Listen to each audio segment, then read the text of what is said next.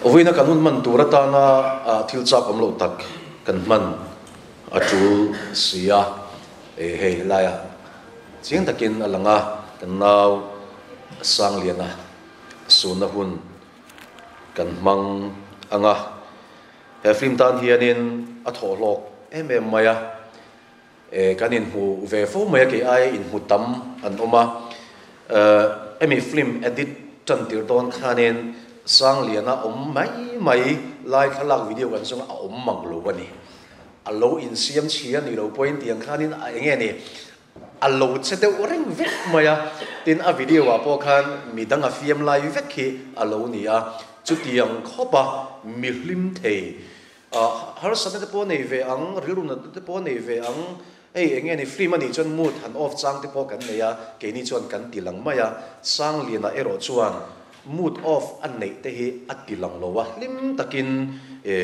aron om theisel maya chutiang anga miro pui chutiang anga mi talented te mai pathianin lunghlu ata na min pe hi kan lom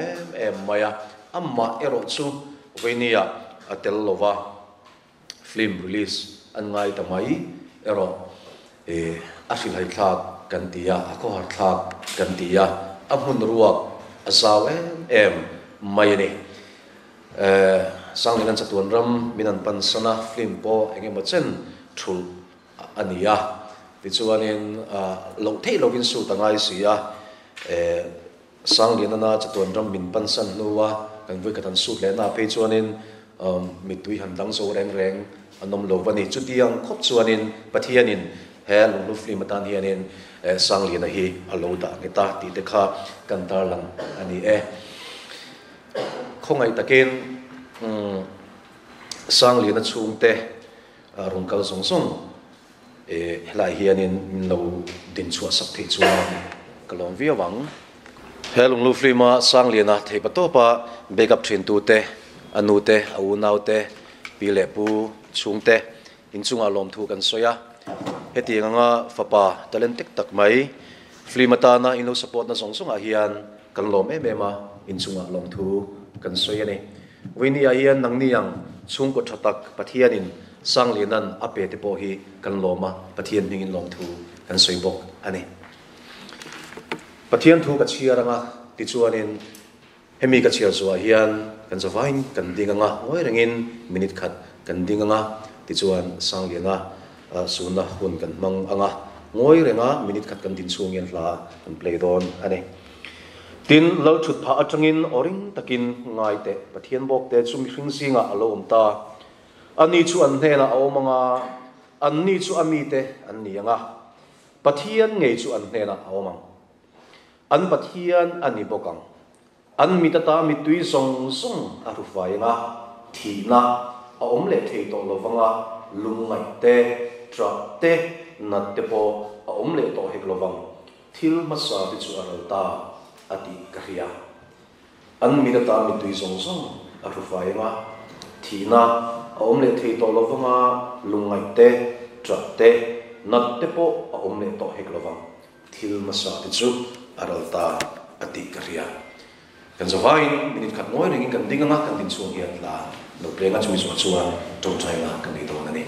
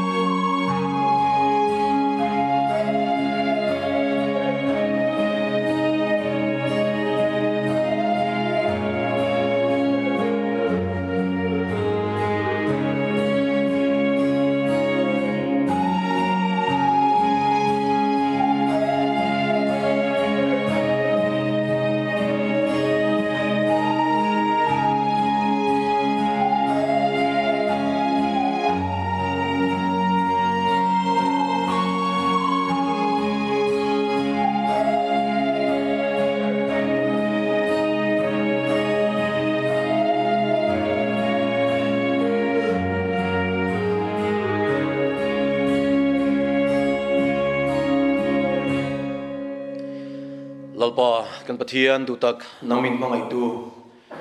voini ayan Lunghlu film release hei tura min shuai na le min ompui na zong sunga hian kan lom ema nena atharin lom thu kan soye kong harsa tak tak kan so lai po in nangin min ompuya nangin kan ma min shuai saka kan hung min dol saka kan ding le vi abin kaya ni ti kan thidin kan lom thu kan thila che he film ilalpa i ro pui na tur lo ni sala taksa lu tharaw lama nat na neiten Nazaret Isu Krista damna kan lo char thar theina turin he flimi khongai takin lalpa nangin mal somla a en tu apiang tenuna khongai takin nangin atharin thu sei se lang che weini ayan lalpa nangin min muwa min ria he flim tana mi poimo tak mai sanglina chu ni somthum pakat otobal khanin chatuan ram min lo pan santa a lalpa she thiam har kan tia kan ui mani he flimatana sangliana min pek awang hian kan lom alom thu kan sila che ani yang mitra mi fel mi duom tak min pek awang po in lom thu kan sila che tin achung te nangina min pek awang po in lom thu kan sila che kum som ni chung he khovela nangin iom tira ilo shuai to na le ilo ompui to na zong sunga po lom thu kan sila che amma ero chu atel lova film kan release ero akho har kha kan ti a weinia lalpa khongai tikin anu te a unau achung te zong te le he film a in nam hoi te zong nangin min ompuila khongai takin lalpa sualina kan ril ro he thina awanga min lak pen sak thena tu zong laka nangin min vengin min ompuyang che engkim kan tia piang iro puina ni sala min shuaina awanga lom tu soi chungin I khongai nei fa pala li so Krista mingin lom tu soi chungin karon diling hlane amen thua dikha kan panila ti chuanin ka thil pakhat chau kan te na kina kan ho tu tem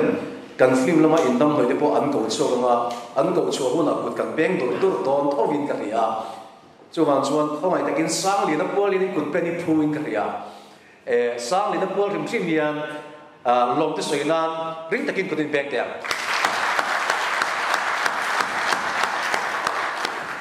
Kijing kha konsel le so na kon kan man ti chu ni se kalome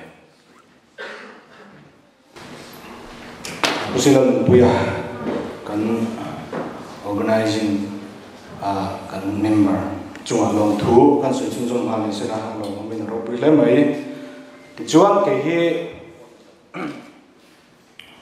Johan Merlin heta Lunghlu college bank cheng kan I hey film te nau te namo kan siam ti pa chu thil production hi kan la nei tam lova kan mo hian hey ka studio mi nga hian studio ma free hi kan in phua ve ha kan nickname kan ngaliam mi ta na min sia sia ti an du ve la na ni me chu han ga kan in phua ve ha chu tiang chu kan I film Lunghlu hian director of photography khang ka oma nia kha su ta hanin film siam na konga hianin harsat na sang ta kan to chu ti rol chuanin ahlim le lom na te lom tu soi na tur tam tak te po boka khang ka chu na kin lama na ngai thla chum jom le tur ngai la venia hianin kan mission than khat te ron tlangzarh anum rolin harsat na tak salama te harsat na te an neya ron kal thelo ngama amor chu atam zo kanjinga hai voinia helai Lunghlu film release namhuna in mail kan mu thei kan lom ma api takin hei pu h la than sanga kan lunglei an je president ko le na kan somanin minan ti lotin sak thei lok ya kan lom khop pa chunga lom thu kan suya tin soita kan puma puya kan film min preview sak dona hun lu thak mai min pe avenia tin atho ani kan le je member than kap te kan mel kan boka tin film lama lo in nam nei to te le sang le na chum te venia hianin he Lunghlu film release function organizing mingin chi bai kan bok non le chu ani ti chuanin kan program tur he tam lem lova helai hen hun rei tak lam kan tum lovanga atlang pui kan sema sange soitang khan ke hi soi tu với nia kan kai soi tu tu kan do na ti chuan technical report te kan te chun zom anga chuan cast and crew introduction hi kan film director David Zuman aron mang chun zom anga ti chuan kan program kan tar la anga hi chuan in short speech kha ko le kan ta ma sang ma ro chu helai tak hi siam ram ple kan do nakina hol sang zom ma turin kan film preview kha puma pe chong tu kan song anga masa anga chuan korean thu soi release na kha adula na kan ta zong don dia le vor thak soi turin voi ne hian kan script writer nula anti deu kharila bilal mo som kimi hoi ni longai da mula he to ko mi alem to ro hoi pu David Zoma zo kan ya kan han soi ni program hen putuk puzoma min khala o ma khala ka confuse deu ni la be la so kimi ka ka soi dike kha ani do na ti chuan film premiere kan nei chun zo nga a film en hauna de kan nei anga khang som ko ni kan program to chuan me a film hitar car ni tinglo deu kha ni kha kha na lam ve do ne ma kan program tam vak han si ma kha helai kha na rem lo de kan sia chu ve ni kan program kan the le kan helai kan ti tu chu ani ti kha kan sui ma sang ni chu le nia ke hi mi trong tem ti taka tieng hun han han te ka thim lo ma kai soi tu min han rot bok ka phan sa tu ma ro chu organizing la ma han tel ve ta ka chuan chan ho te kan han sim tlang le kha ni ka pu pur khop ma nge mo trong sol pal le ti sol te thil moi lo deuh te nge mo alo thleng ni chuan in min lo ngai dam tamai ula ti kha kan in soi kan in trong khan lo ani hei he fi Lunghlu ti bo sai kan bo sai don hianin hei thian za hoin hai rona atir chuanin etiang ang hun tula ang hun man ang te hi thleng tura po kan ngai lo ani hei voin te po mong te po ang hian zo ke ka tia atira chuan kan thian hoin film te hi siam ve me te ngwa nge niang camera te tlema zong kan han nei ve editing te po tlem te kan thiang ve tun la ya en ma ti thelo kar ne film siam hianin hun ori han ka tengu kan ti khang ya ti chuanin kan kal zela kan tu tui chho tel tela a tan to kan tang tel tela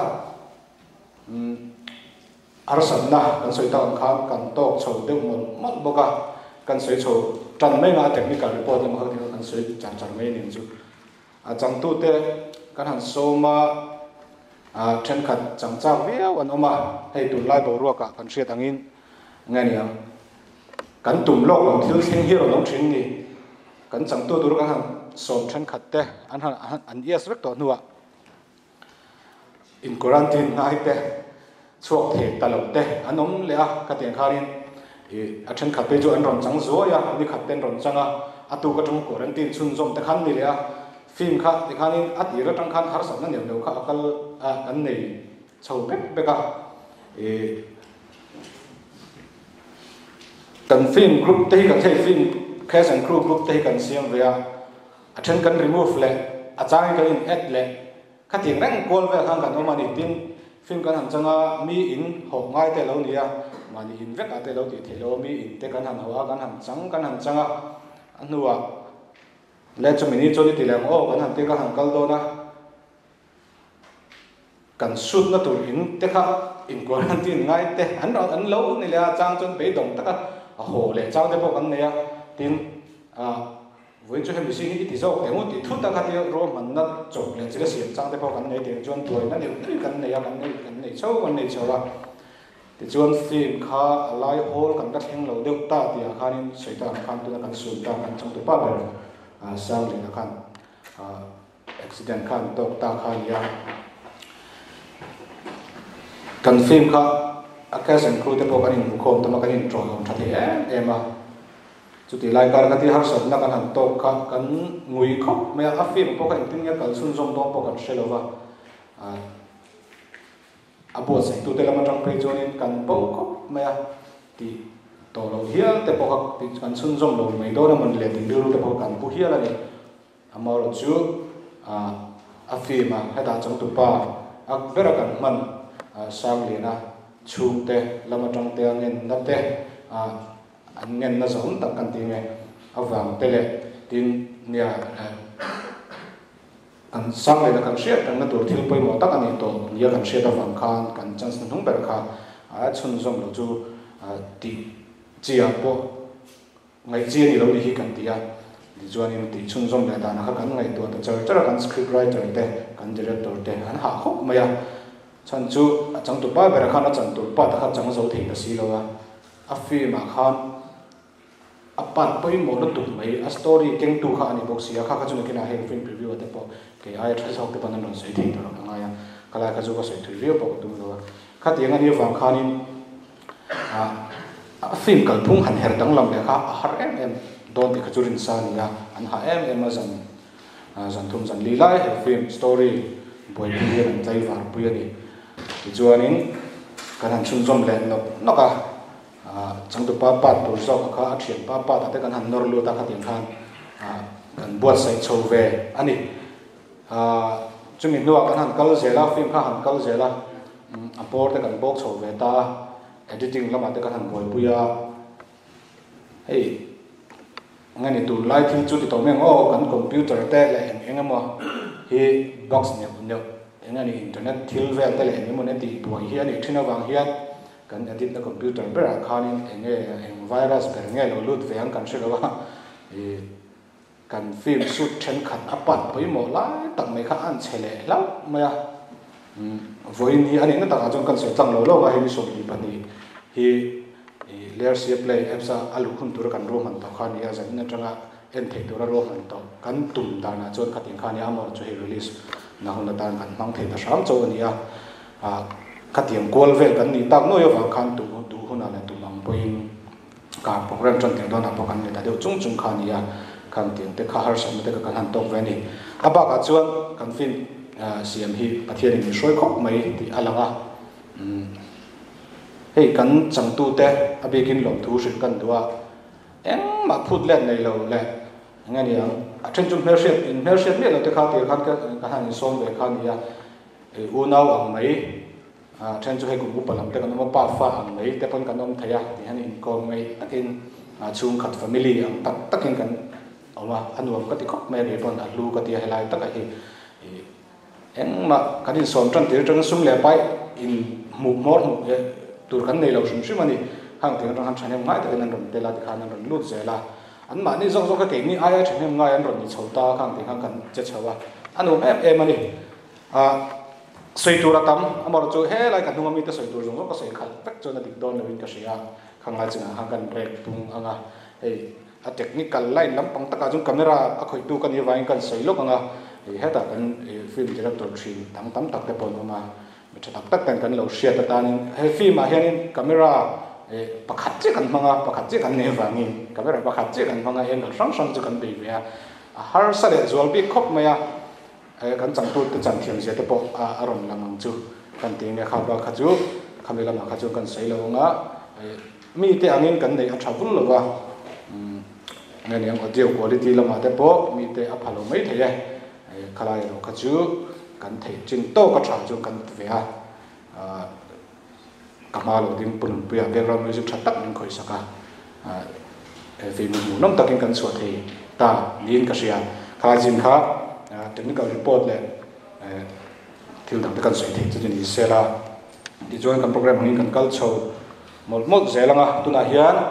kan director khalawin ring ta se kan cast and crew introduction kha nei turing kan son sun zomange Pholeng kan mi som te le kan kual lian an tila pusang te ma puya te le sang chung te zong zong lo kal kha kan lom mani ni hama sang kan soi du ni hey zan lama han release ve te kan premiere te kan du viawa soi tong khan mai ro chu thil hi experience kan la nei lutuk lo ha te thila hian hatiang ani wang khanin engi monim deu nen thil li kan pel du anga veng chunga omte ni ya veng lai ni tak maya omania engi mo soi palte om kan lawa wangin zan lama ha kan ti talawa chumi ni wang chone kan kan cast chen ka ti office sa thok ten nia na tu tak tak a om ve ten nia anong kal thei lo exam nei tur te then te chun nia chumi ni wang chuan a zong zong hi chu an mani om lo miau chu ka ko chuan thu kha nom che lo boka a om chin te kan ko chua ka nga helai han om ding chua ma ama sai kan crew bi ka te ka ko chua ka nga hei kabula hena ding sa lo ding chua sim se Johan Bautu Johan Dalin meta ani kan director of photography ani so nula malika lo chuak se ani hi kan script writer ani ya script je hi inga mo competition a hianin pakhatna ni pui nual to a tin ke ma ngei poina ka lo in rol na mgkp a pakhatna kha amazia tho hi ne kan pathuma kha siam hi nia ti kha kan soitel pa lok do ni chuan mai ruwa lo chuak se ani kan area videography khol tu nia chuan nun puya Victor School of Music nei tu nun puya ani che kan se hong ti kha nia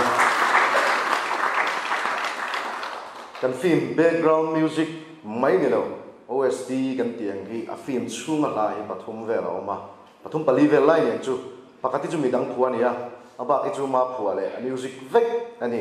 film chunga po hian kan play anga i kha lo theta una ani zara hian kan film moi nai tak pui tak ena lang the ni ole tuna kan light lam roya rồi thì mình lại để sound lắm à keng tu này à chuan rồi melody bún té học chuộc xe anh ấy anh chọn cái lúc rồi anh ấy tlangzarh LA Island ở Sia mà học chuộc xe anh ấy sang liền up baka a leading role play tu pakhat hi ni ti chuan sa ga hi om talova kan sia a ko thla khop mai a film release khak lel em tu hi ni ya a chang mai lova ani hi chu a tu chuan sound kan ken tira light te kan ken tira ani lo ro khawa sang tha kan mang tang ka ya zai ko zai hoi via manani ani hi ding chuak tur a om ve talawa a mai ro chu anu hi din chuak tir tho tho ka duwa sang anu bit lai ka lo chuak se ka lo ko chuak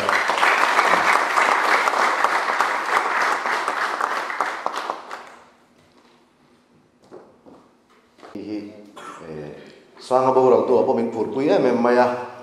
kan shooting na ei le in tur te ka tim te ka min tum sak thin ani a chunga he kan lo me mani chuan cha ma thang lu to chuak te se ani chuan sia right tiam kha ni pa boka hei kan soi tlang lo mai la sa an bo ro la china DOP na soi la khan film mi kan chang chun zom the ngem ti kha ngai tu na so tu ki zan hi zam thum chu hi ga mu loving ka sia ka bekwala pressure de ka nei na so tu ka le la ma mi tam takin khoi khoi ma YouTube pa an da at film chan na an ron Pholeng to sia kan ti chua le thei si lo kha ti ve ka ri ru a oma chu ti lai tak chon cha ma hi ka ko ni an figure hi ai nang em maya a theyang angin kanan bia kanan soma tlom ngai tak me woni to ni ani ron chan ni chu a chan chu a chang tu pa ro la kha helai a thui tak pakhat zo ken lo chan han si wa in kami lo ko var tu tur kha ni ya chang tu pa pakhat zo ani cha ma thang lo kan soi video ni chuan nulati al rempui ani hi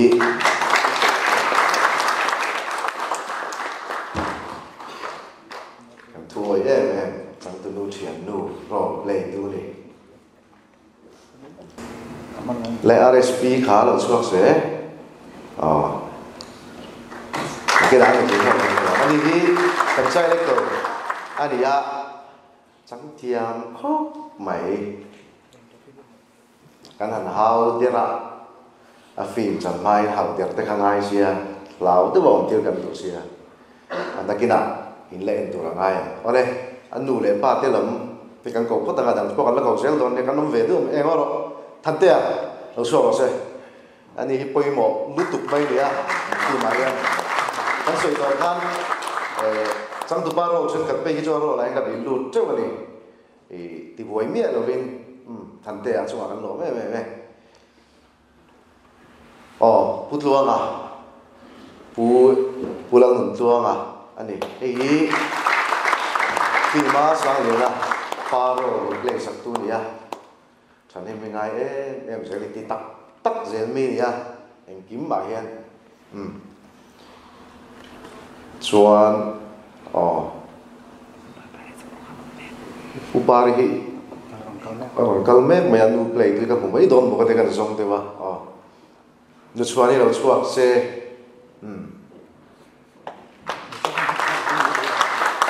ya ini lain dah lah kita siapa yang tek dong ya to tu ngem mo ka din na hi lo tu ngem ni so ni hi ka la ka keng me di yang ka di me nu chuan ni hi trong tu lu rồi place tu ni ya an chung quay này rồi tên sang bây giờ mình mua sợi sạc an chung hay ngắm lo mấy u xe là nghề thế số xe đi trong tu lu ba rồi place tu ni ya ini ba cái keng chia an chung lốc xe thì là cái đầu tu à phải cái đầu chuột mày nu sa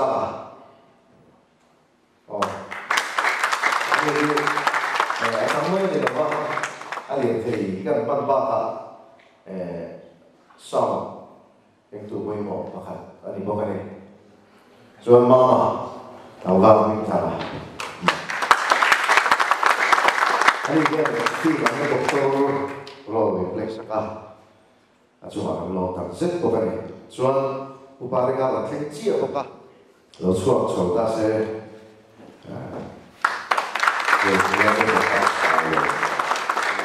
ani kia ni achang tu palu ro place ani so you lo ta ne mo hey intro na ka chen ka intro sang dewa ta va ri lo na ka lo so se achang tu chen ba sorry ro place ani kan kim rồi hey cái sự nó cái mi bát đi ngã đó mày ở đâu đều thì đâu tất mày ở sân na giờ tham vào yếu mà đi thì cái chuyện sao bên mà đi mình lo chuyện sao thì làm kia khao đi là phải tưởng có lẽ em chụp cái là mình cảm thấy là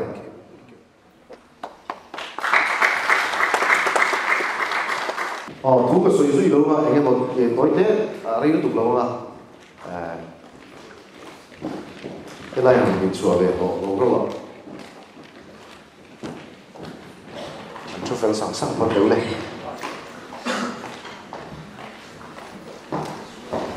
nha xoay toàn khai đi phim mình xem hết lâu hào tập cốc mày đằng tay cái xoay đồ vàng này cái chú thế là cái xoay về đồ vàng này cái tí khác là chẳng chú không hey mình xem tụi mai anh lo dai về gì đó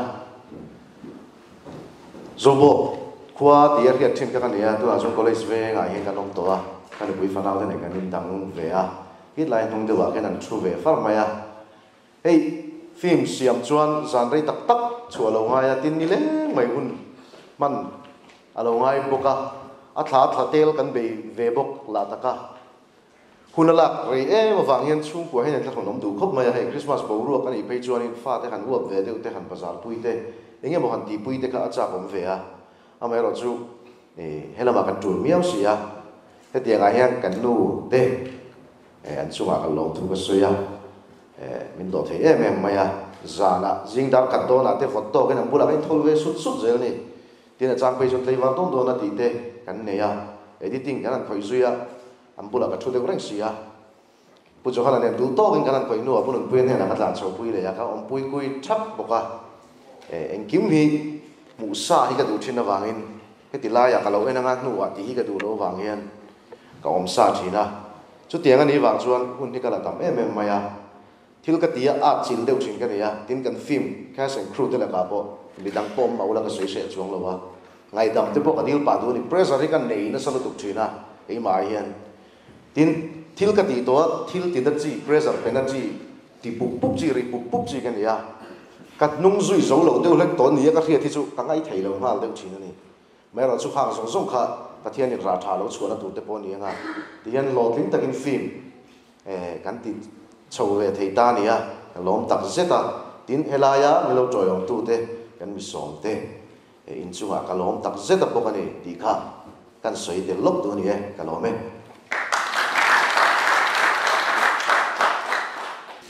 kan program kan kal so zelang film preview kan nei do nga puma puya no ring se ani hi kan soi lok do chu hei kan soi ta ang khan kan film hi ta chop taka te me ang hei roi put taka adona chodon haya kan ti rum wang Christmas ma hian an chok ve ne seleng kan du sia release ve man ngei la kan du sia kan thil chia kan file chia ve la wang khan kan muang du thu sam khang kan che thei da lawa kan muang chang ta khop maya hei puma puya chunga ama sai lom tu kan hril tua ani chop chik takin film min han en ma sakla min han preview sak ta che kan ti anin lom takin min lo pom saka ani filmmaking lama su tu zo Mittui ta na filmmaking lama su tu ani angin an nung zui tu ta ti to me o min dom kan da na thiam ka ti em ma ka ngai sang boka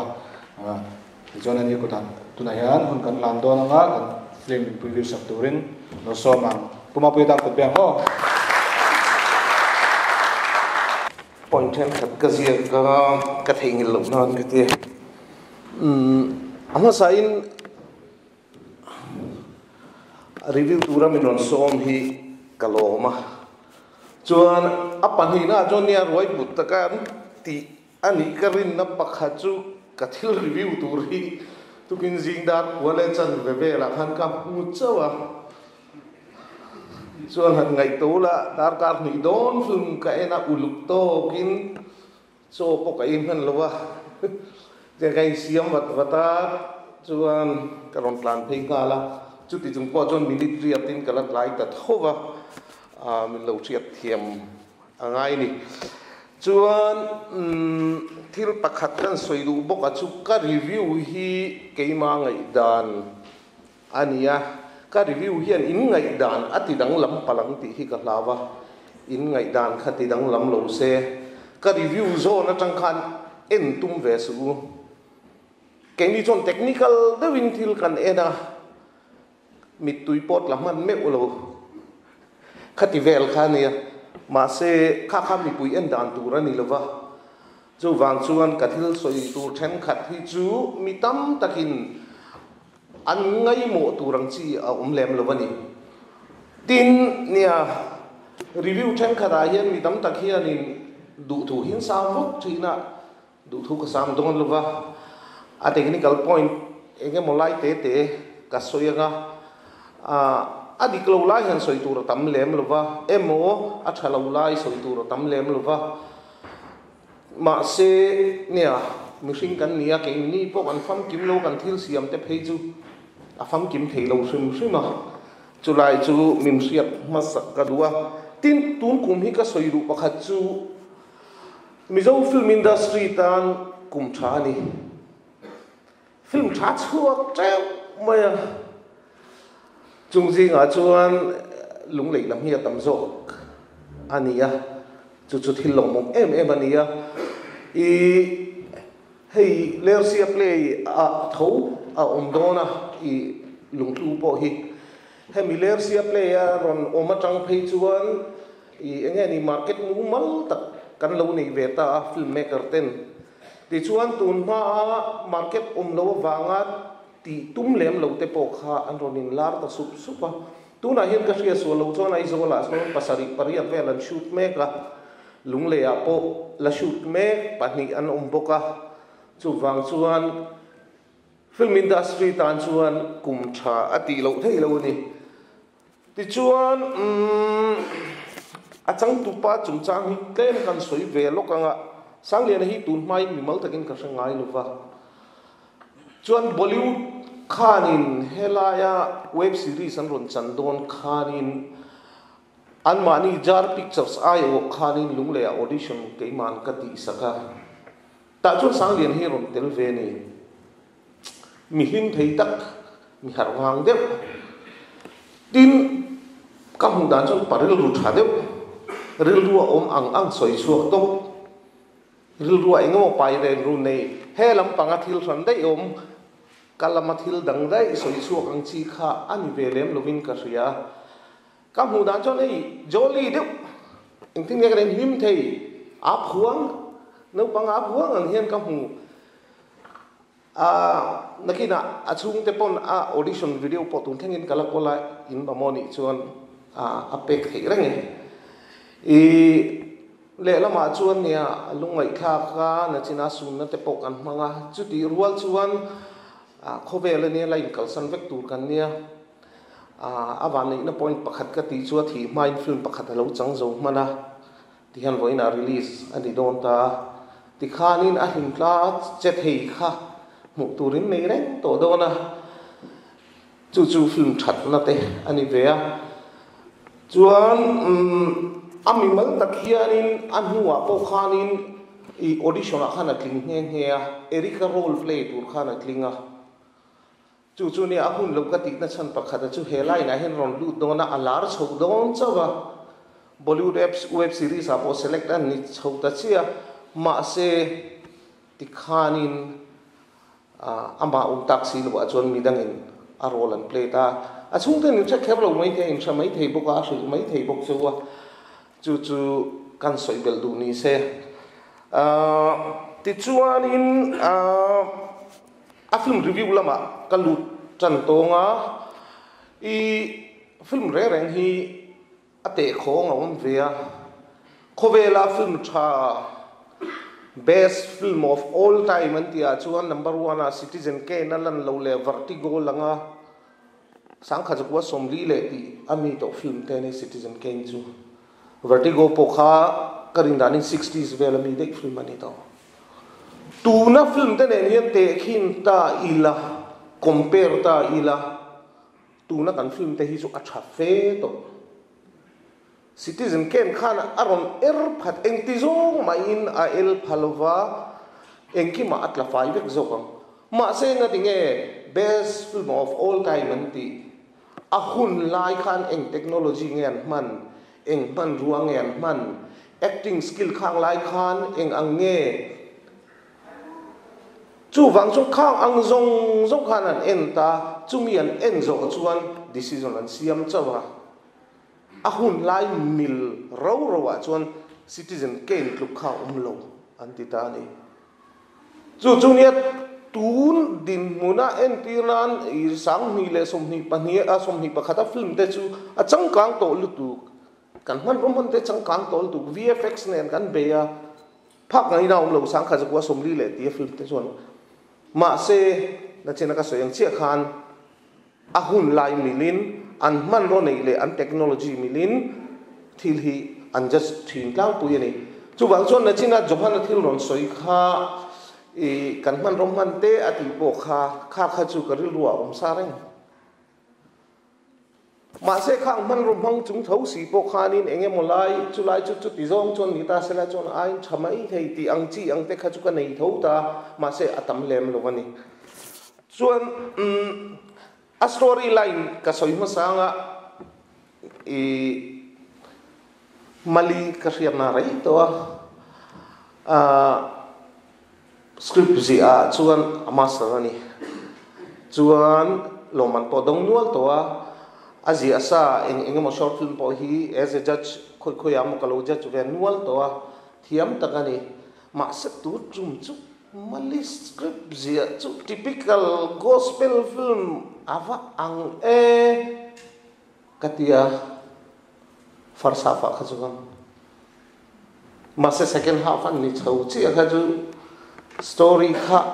a chumbung boxi de kha katia then lai kha chumbung de wa kalsan kha ani nual ta ni chuan second half aron ni chia khang chumbung kha engwanga khati china khan nge khati china rek bung nge an ni ti kha aron langtan ta pheu ta ni aron in reveal so ta pak ta i story pa ngai ni lova i engtin nga ka tiang drama pa ngai ni lo a genre kha soidon taila suspense drama suspense dia soichini suspense kha tam lutuk thil he ta enge zia ong atinge na chin khan he ti china khan la top dei ka ti zong zong chan na kha second half a khan aron lang phak phak ta ni almera hong tu kha tu nge ti angchi demo a spoiler ni palang ka soi thui lu duk chon mo khat yang angchi tam tak suspense kha a second half a kha chon a gripping to lu duk kan thua kan en mal mal first half ku pathial pa ka en kha second half a chon ku ka thial to lo chu chu akal phung ani chu tiang ang chuan min man het to a second half a kha chuan script thata kani tin script dang ne na dang lam na chu script pa ngai chu story achang tu pate lai changin kan soi chwa alo tlangwal cha te rol chwa tlangwal chwa tikhanin hei ai dot danin kan rem thin ta ni tro Malaysia ran chu non linear story kan ti thin ta a non linear entin kan tiang Christopher Nolan style ani chumo non linear hian a zia thin ani po past le present hi future rei cho pol nuka entuin ma se ta khan ril ru kan sen ve he ki ngai thin ta ni chu chu tha ka te chu wang chuan non linear khanin akal ta ni thil future mi te or past mi te khatiang ang chi ang zong zong ka khan a rem khoma anua he ta mi thil kal to te kharun lang le chau ta ti khan kan tha thiam le ta khatiang ang vel khani ta ni chuan i story a story line ang kan soi dong chon story tha ni mali voi khat story writer tha ini ti i proof le chu chu ka soi he na ni se chuan a direction lama kan soyanga ei ti mang dewina nom to mali zoma le johana an project voi ni na ni to ti mang deu hian an ti ti to chuan a directing hi zoma kuta oma zoma hi chu kan nau bi ka ti lo thei lo wa a thon mai mo tanga in nge ni lo in zui to kha kan niam mo chuan a directing antinan na china mali thil zi a ho kha director in azir lo chuan suspense a reng chuan a suspense a ma tangin riat lok thei hi thin ta ni varin lok thei hi thin ta kha rin lok thei mi lo wa thila kala kha director in ahna a len thani ti kha a riat theya than khat lai chon si na kha toi deuh lek thei turang chi kha ko mu cheu mai ni nuwa in reveal scene ho kha khati a pum pui top top parong da to lo po kha ni se kan lo tha thiam thawang ti te kha chu kan nei tho ta ma se chu ti chung chuan a boring lama kha na kal chuang lo wa tin ke in thil ka lo man chak em lai khanin film ania than khat chuan kha tiang khan man chak kher lo mai theya chu wang chuan than khat tan chuan kha thil tha po ani mai the ni chu ta khan plus point and minus point om ve ve ni chuan chu lo chu dialogue a khanin nia a changin thil han repeat non le hi om zeu zeu thin ta ni thil dialogue moi deuh po hi voi khat a han soi chia min han den dot ang kha a voi ni min ron soina hian ani le to ngai lo ta ni a voi thum soina phei jon a hlutna atla niam tel tel ta khami wa khan dialogue repeat hi om lo sam se du thu sam chu ni ma se alo om ani pom tam lo se ti kha ka soi du chu ni ta chuan i mani in lama kan ti chan te lo thom lu tok te pon oma director berahi ke ma ta sin pakhatan shoota ta khana lang ve zu ka hre thei mai zo mani ti kha nung lama tangin dai paran tham tlat ma re ka tang khan a bazar hian hei hi a lei than a lei thin a de berdoni ka tia no pang dai par kha re ka tang khan la tha zau ma thil da tam te reng nen khan a hair oil te enge mo ai body sa kha chu kan je ve mai ni chu chuat acting lama hian nia sang lian kha chu a tha unnatural enge mo film chang kha ang lem lo a dialogue delivery te ani dan ang tok khan aron phor chuk thina kha kha en a hadama anuam chuan ma se nia a hun lo taka tiam in kalsan ta ka chuan asin tam taka kha an herdang lamin ka ria tin tam taka kha midangin an ron eng lo boka an ron changchun zom boka mel lang lem lo khanin su wang chuan a rol sei ber tur le a thon thu pum pui keng ko tu tur a hero ber kha i alang tam lu tuk thau nangin tu na po ma se tu na chon melody kha alang tam tama zokin ka ria a hun puma kha chuan sanglian na chu alan china nana na kha chuan a role kha ati thani a natural a acting kha bang kha niang Bollywood an director pon alo kha pa kha khonge sang de kha ngau de kha ron tim ron phone he ta sam ton kha ti ma se nia mi ron kol me kha chon alo tlai to thil ni tur ni zau rak to chu sanglian na acting chung chang ni ta sela chuan no pang te kha khonge so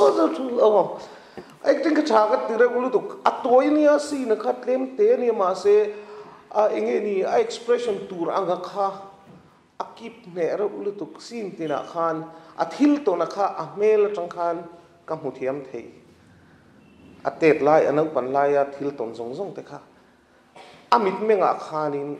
kha pe na kha khan enge ni anap to ra kha ka mu thei ni chu a tha ka tire ulu tu ka rengang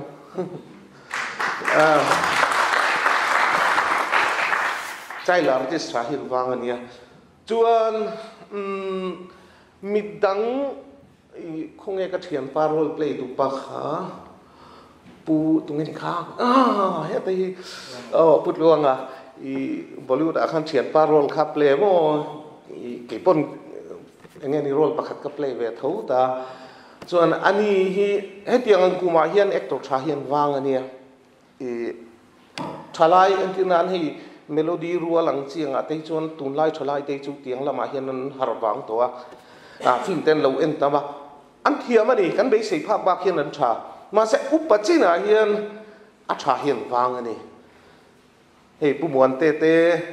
an ni po hei enge ni an part lak re hi a convincing thei ni heta se na po thian pa se na so ta so na chua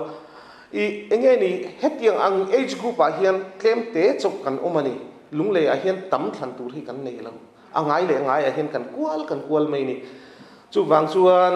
putluang ate se na po asi na toy ni eng thamom lo ma se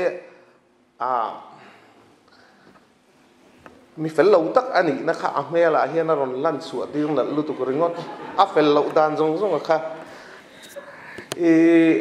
red color in light in han pele ngala eng lo ngoi ti me ang hei han en khan te pai jung mi fel ta kan ni lo ti kha mel tang khan sia te ngal ma se kha ta khani I chang tu pa chu atan tu ra ni atop thenga kan en chuan chang tu nu te po misual pa ngei lova a chuan film to pa a chang lo thing lo ni mai misual pai ka ngei lia tu ra ni me to pa kha pa kha pa ngei sual sia hei kholai mu chang puwa inge mu sir het lak thei tur khop hian an chang chuak thur ani ka ti ve me chu tiang chuan se na chu nia ka riat sa ne tu ma I enge ni englo bazar veng I enge ni ka German rally ana po kha ding thadem ne so dem chang tu pa ro lo play to chuan abba kho kha in ming ka riat lo wang khana chang tu pa thian pa kha aro la se kha khana sorry chang tu pa unau pa khan arola justify le bok ati thaviau chuan tungeni kha teti zadeng teti kha chumi mal takin kha ria ani parola toya ma se aron ti tha chuan tungeni kha pregnancy test ne na thu kha alo la kheng lo mo kha te pokha rol toy ma se engeni kan va chin chi a thei chuan chang tu pa nu te anga thut pari so ani chan lo ti thang to hlom boka an ti thatang pui ni ming mal chon ka soi to lo menga ka riat kim lo wang chuin atang puin khanu kha kha pa kha khai kha chon han chang thiam deuh se o kha kha chu mu sa umbi khan ti turang kha ka mulem lo chuan a to bera chuan melody pung tei voi khatina nian chu tiang ni phei chuan i kal na turom tak lai na ni sang liana lo chin le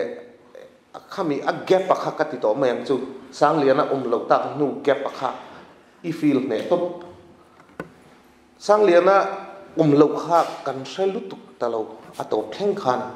tin khalai khan director skill te pon yang chu si na thak dang lam da na te le midang an man da na te nung lam pang shot lang pui te ni lo pon long shot atang ten ani lang pui to ta temin pian zian lo in mil deu boka o chui nang chia lo nang in ma se a chút ti lu tukin a distracting lo I kasoti a preman thak lok ang kha chuan a distracting lo kam mu da na chuan a tha ka ti viau chuan sound kha a tha viau a sound lam technical lam kan soi nge sound na khan khalai dialogue kha enge soi chen eng mo soi kha ti ang tu ra kha a om lo kan sakim vek tin nun puya thian pa background score nia voi ni film ni a min lo khoi sak to nun na thar le scooty tan chuan kha ka riat lo hlanin heta zo bok film enge ni kha short film pakhat na kha po kha ma kut nu lo ni bok ka enge mo thin lung dam na chu wang chuan experience ani to alanga tin musician tha ani ti po hi riata idea nei tha si na million amut tur hi thiama amut million in siam zung zela tu na film po hi a choi kang tu pakhat chu a background music po hi ani ve chuan chu ti rual chuan a background music kha ring lu tuk le he ni enga ni tin ge ka tiang a dialogue hriat thei lo khoba distracting a thil a om ve thin hi mo khat yang kha pakhat ma om lova kam deu si khan music kha renga chuan dialogue to kan renga mu ta khan min suai renga a tha ka ti lu tuk ringot chuan editing le thil dang cinematography kha chu soi tamangai po ka ti lo johana quality chu ka hret to tu ma tangin above average van tlang chung lamani sa rim avoi khaton khoina po khan kha ni to tun tum poi jo poi thum voi level khoina ni to chu wang chun cinematography chu a tha thot camera pakhatan mang chung po khanin a tha thot khoya ma jump cut han ti tur hei petek zuk ang heta enge ni long shot a chuan chang tu pa din dan ti khania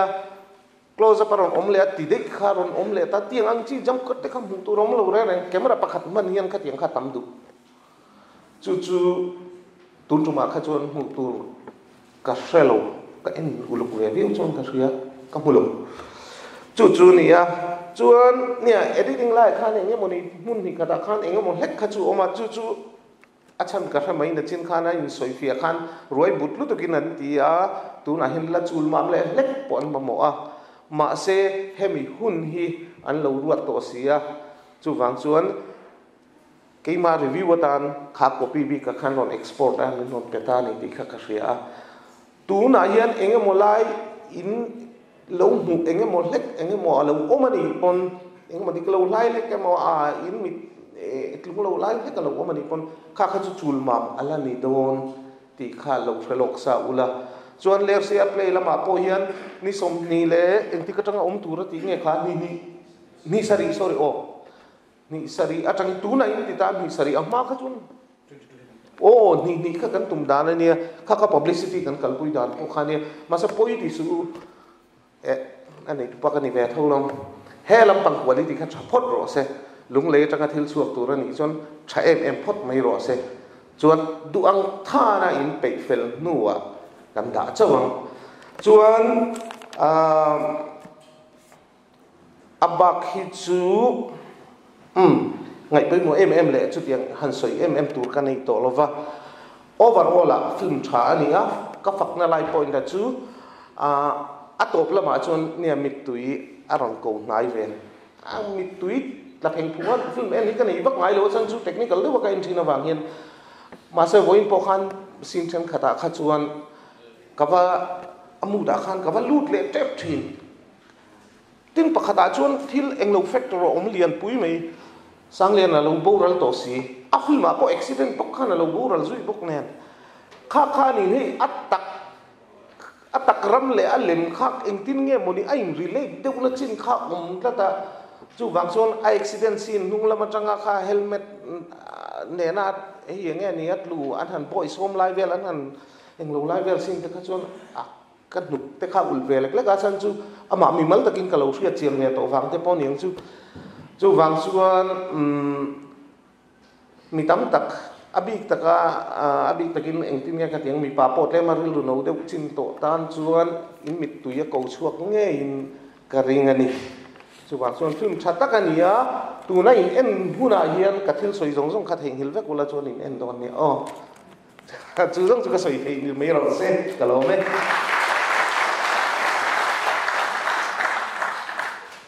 kuma po chung thu kan rin te min review saka a chelam pang min soi sak la ba te po kan te ngai film thatak mai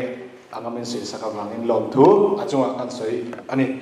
ti chuan nia hun te kan le de lek to boka soi tu lama tang chuan ka tlak do to lo me nga tong kam thiam lo ne na kan tok le thei lo ti ka la de wa chuan kan khol lian puisal khan sang President MJA Lunghlu kha kan film min release tak tur le thu tois soi turin thu chang soi turin thu chang han ila short speech mo nei turin kan som sun zomanga chuti lai jo in helai kan lo in boss sai hlek ngai me thea film kha kan NGO ai don wa khan acha tur te kha chu le lo in zar me sela trying ka sia ani ro chu boi lo ta se tu to in helai stage ka han kan sela trying ka sia chuan pi pon ngai le ai mo thil lo ti pi ngai ni chuan an lo in thau om poke pusam te helai stage hian so ma kan hun kai suai tu tin he film director pu David Zoma le a tho pui te in film mai nam noi zong zong te ei film la ba kan su tu Mizoram phok te pon yang chu kuma pui te helai hun thatak mai boina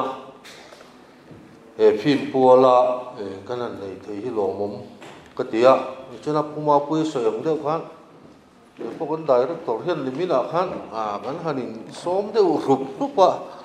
program ani hi kan in ngam tla ka program ka lo nei chen khat te po kha còn phut na reng sia mi dam ti mai ro kan ti pui ngam tla ka ti ron ti de ka sia program kan lo nei sa te po kan han thiat ta de le ka ma ro chu lo mo ma hay phim là mấy experience cái này vất là vậy cái director phụ giúp vừa là cái tiền mà đi Bollywood ta han role và cái ta chọn audition là cái thì tôi đi miếng còn thì vậy thì bỏ đi là cái thình cái ring chuông là vậy mà rồi chút cần phun này khát chế về lúc tu cái thì ta là vậy phim star cái này ta là vậy cho phim là mấy cho nên experience cái này là không à chút thì lại với nó hay lại à tlangzarh tur min hat turim rimpo lom tu kan soya in hei Mizoram district thong te kan oma a chima mar te chap thang thil chi rang a hian in tlan chiak vek hi ni to maya puti lai chonin ka lom na thin chu phi ma chuan ama khoi tu kan ni zel Lunghlu hi alomum ka tia hi kan ken chun zom zel po hi a tha ka tia tu na phei chuanin a Mizoram huap chau ni lovin Mizoram pon te po ten kan han dai thleng chho zela ti kan helai a po Bollywood film te an ron chang ve ta lekin a phei chuan Bollywood hai kan la lut thla ve ngei na ren oma chunga po chuanin a ma khoi tu kan ni zel ka be se hei hi poi mo ka ti thin ania Lunghlu a hian ap hun hi kan pe em ma mi social kan pe em ma kan social media group from ki ka clear thina a phing tak te pon liang ka ti ha mi phing hi kan nga em ma chu line from a hianin a enga hian nge Mizoram nar kai tu kan ni na ti kan in chu a poi mo khopin khria tun mai lung le a thua ka an te thina asan chu mi thiam tam tak simlama train an chuaka Mizoram in chief minister panga kan neya chu mi jinga pathum chu lung le district chuak an ni te khanin IAS kan han ti te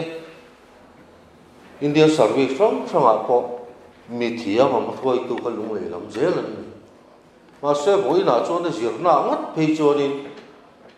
kan tlaniam maya chon lak tha kan ngai chu mi piala ma chonin kong thrang in tlangzarh angaya ma khoi tu kan ni angaya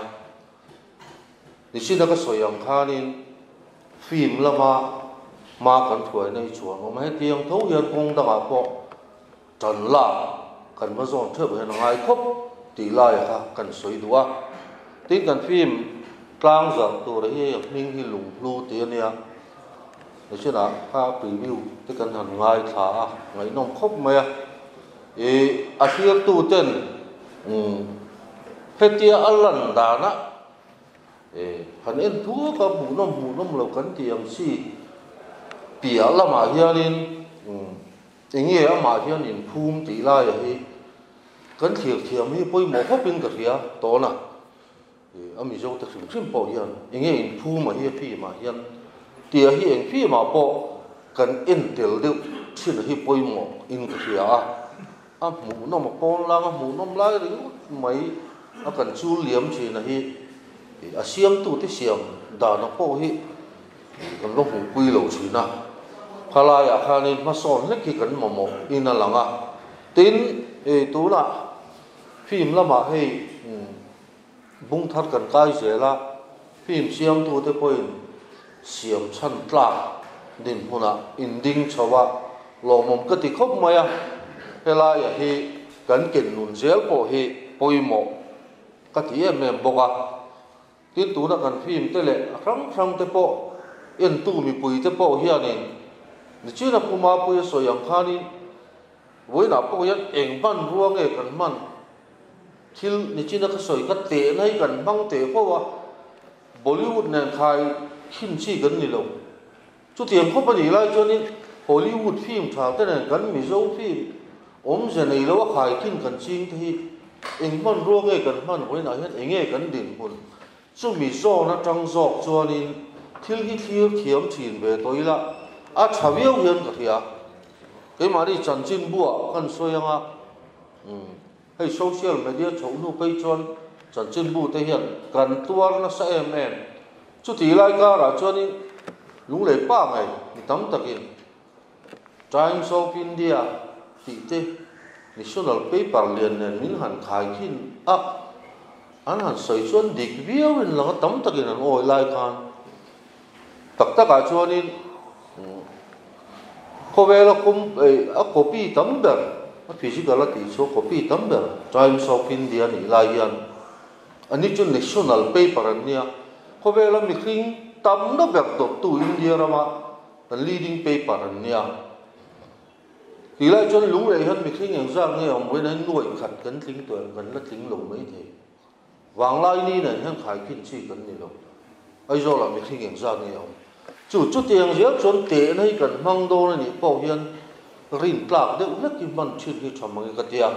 chu tiang ti chon heng kan phim tlangzarh tu te po hi ami pui te hian in a tha khopin ka ria tin kha preview kan han ngai tha preview ka ngai thak to chon a film lam kher lo wa le kha bu te po nia a style la kha tha khop mai puma pui style kha in po ti cha kom tin preview wa hian zong kan soi vek hian heta en le tu hian ni enga mo hi mi tha he lo cheu zela kha tiang te ka boina tel lo wa lo mom ka tia chu bangin eng ki ma hian in enga ni Christian kan ni na zon te tin mi zo kan ni na zon chum te kan society a po thil reng a hian in kan bo sal lek ka chu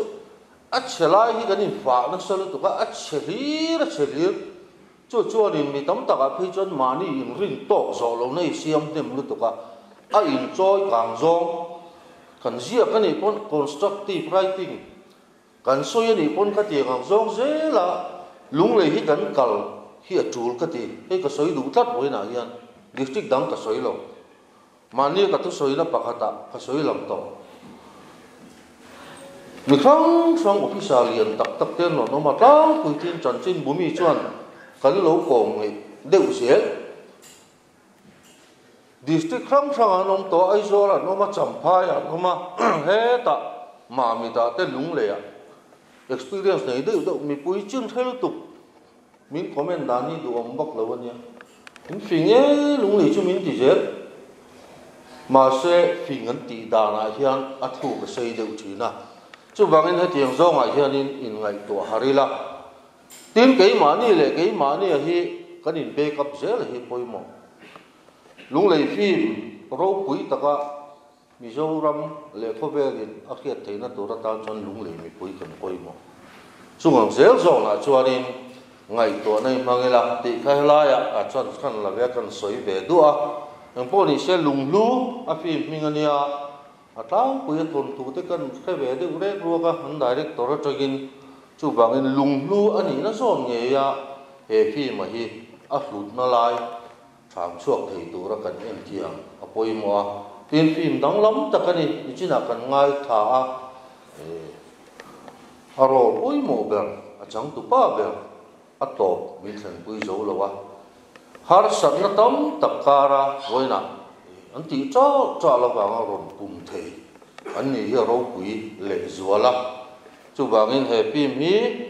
mi pui ten Lunghlu ani ang nge ya mi te thin lunga a hlut na tak ho chu om nei theina turin voina hian lom takin ka tlangzarh